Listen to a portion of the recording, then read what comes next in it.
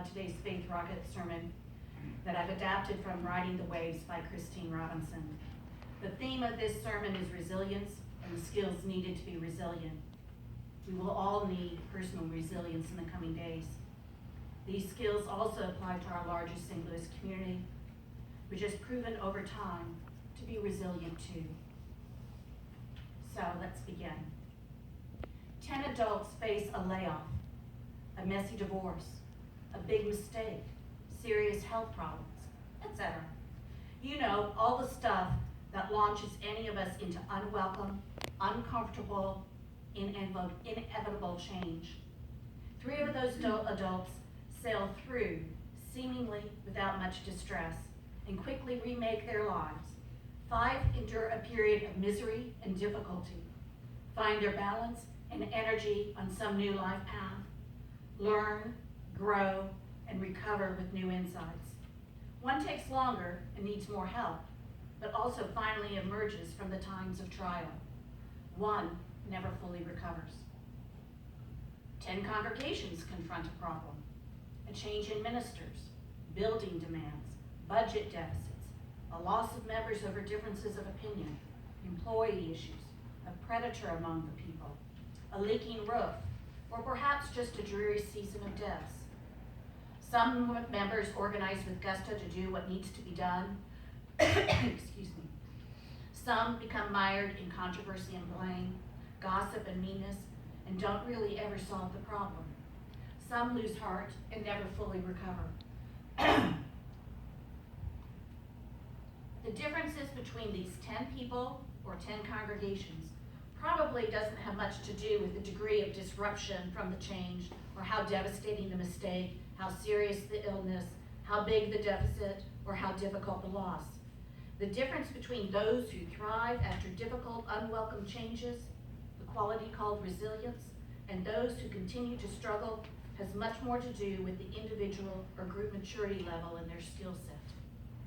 More than a few of us have been catapulted into an unwelcome, uncomfortable time of change by economic conditions, or perhaps the challenges we experience as our health shifts, dealing with parents growing older, or dealing with children and spouses and relationships as we endure difficulties. Our lives are a succession of changes, incremental and disruptive, happy and miserable, and we have to cope, learn, adapt, and let go over and over and over. Nor do these changes come politely at the predictable and manageable rate of, say, once a year, but they seem to rather pile up on each other quite unfairly. It's a good thing that most of us manage to scrape up enough resilience to deal with many demanding dynamics, more or less, as they come. In the end, you don't get out of childhood without developing a fair number of skills of resilience. Every single one of us is a monument to the human ability to cope with change, tragedy, social ills, crisis, growth, aging, happiness, grief, and a host of other challenges. You and you and you are a resilient person. But sometimes you may not feel resilient enough to cope with aging and family changes in an uncertain economy. Or you may not feel resilient enough to handle the demands of a changing job, its circumstances, or its requirements year after year. Or you may wonder if you are resilient enough to go to memorial service after memorial service as friends and loved ones pass away. Or whether you're resilient enough to protest, fight, advocate for social justice year after year, sometimes over decades. You may wonder how to guarantee that you'll bounce back from health problems, or relationship changes, or just the normal slings and arrows of life. You may be aware of how much you have weathered, but wonder what is in store for the future. And you'd be right to wonder. We can quite assuredly guarantee that much is in store for the future, yours and everyone else's. In a way, we're all like ducks on the heaving sea. We can smooth our feathers to keep them in top condition. We can peer at the sky to discern the changes in the weather, but mostly we ride the waves, which we only partly understand, buoyed by forces we can feel, but not control. And many times, we enjoy the ride anyway. But there are things we can do and ways we can live to enhance our resilience. Our ability to bounce back after disruptions and adjust to change. There are things we can do to be of assistance to others, and ways we can help the children in our care to develop their ability to bounce back. There are qualities of group life too that can enhance resilience, such as open communication, steady leadership, well-articulated goals, care for individuals and attention to mission, congruence between authority and responsibility, that sort of thing. Such shared habits are a kind of basic hygiene that can help communities stay strong and elastic. The equivalent for individuals includes things that you've heard about many times. The basic hygiene of good mental and physical health. It's about eating well, getting proper amounts of sleep, exercising, about getting out in nature, tending to our spiritual lives, about developing networks of family, friends, and community. We all know these things, and we relearn how important they are with every crisis in our lives. But it is so easy when things are going well to get too busy to do the work of maintaining our resilience muscles. So taking care of ourselves is key. An important part of our ability to recover from extreme change or stress is the community that enfolds us. That points to one of the reasons World War II vets seem to do better as a group reintegrating to civilian life than Vietnam War vets. World War II vets returned to a society that was in a healthier place, where their experiences were honored, where wartime sacrifices had been widely shared, including by civilians, and where there were resources available to retool their lives. In contrast, Vietnam vets returned to significant chaos, lack of recognition, even at times a sense of being shamed, and disrupted inflation. They were surrounded by things that were out of their control. If they also struggled with chaotic families, or were not inclined to become part of a religious or civic community, or had no friends, their innate resilience was often overcome. So being connected to community is key. There's another aspect to the issue of how relationships affect resilience. Researchers who have worked with children who grew up in situations of significant social distress suggest that the one kid on the block who goes off to college and makes a success of herself had something that the other kids did not, for whatever reason. She had someone in her life who gave her the message that she was special, loved, or gifted. This someone was usually not a parent. The group of kids they studied tended to include parents who were too beaten down to pay them much attention. The person who made a kid feel like their life was worth something was often a teacher, a neighbor, a coach, or a more distant relative like an aunt or grandfather. That is to say, it was somebody like you and me. Tuck away that idea, that possibility as you go about your business, because it probably doesn't just apply to kids. Somebody around you may need to know that they are special and worthy, and with a little care and attention, you might just make a real impact on their life. So self-worth, self-validation is key. An interesting point worth noting is that the kids who thrived from these challenging situations were able to collect sponsors or mentors. They knew how to ask for help, how much help they could appropriately ask for, and how to express gratitude for that help. Therefore, people reached out to them and gave them that extra helping hand. I see this sponsor effect at work all around me. There are some people who will get all the help they need and who leave those who help them feeling glad they did it. There are skills involved in this kind of outreach, skills we should cultivate in ourselves and which we can help our children acquire. But asking for help is hard for many of us, right? We UUs tend to see ourselves sometimes as rugged individuals. The same values that set some of us out of our childhood phase looking for religious answers that made more sense to us also tend to make us pretty resistant to accepting help or trying out others' answers for ourselves. We are often willing to offer our shoulder for others to cry on, but are much less willing to be seen when we are in our most discouraged place. However, we are more resilient in the long run if we find appropriate ways to ask for the help we need. And when our children see us doing this, it is easier for them to catch on to this life skill as well. So knowing what help you need and asking for it appropriately is key. Another thing that researchers have learned about resilient people is that their lives are authentic to their innermost values. When we're not authentic, we have an especially hard time with change and crisis because we have to manage both our real feelings and the mask we project to the world.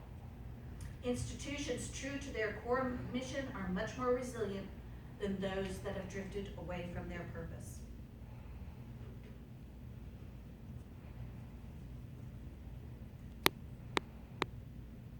People and institutions whose energy is inordinately invested in things outside of themselves, like their authority, status symbols, physical appearance, or buildings, have a harder time dealing with life's flows than those who know themselves to be inwardly sturdy, persons of integrity, or loving communities.